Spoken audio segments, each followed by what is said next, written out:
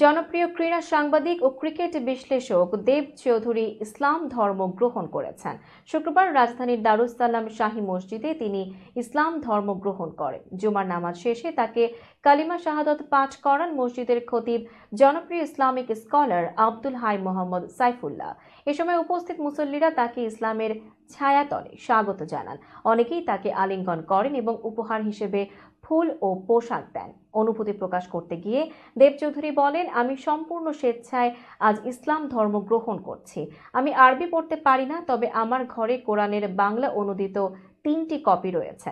ঘটনার সত্যতা যাচাইয়ে দেব চৌধুরীকে ফোন করা হলে তিনি জানান, জি আলহামদুলিল্লাহ, আমি ইসলাম ধর্ম গ্রহণ করেছি। সবাই আমার জন্য দোয়া করবেন। দেবকে ইসলামে স্বাগত জানিয়ে ক্রিকেটার শাহরিয়ার নাফিস তার ভেরিফাইড ফেসবুক পেজে পোস্ট দিয়েছেন। নাফিস লিখেছেন, আল্লাহ আপনাকে কবুল করুন। আল্লাহ আপনার পথ চলা সহজ করে দিন। আল্লাহ আপনার জ্ঞান বৃদ্ধি করে দিন। আমিন।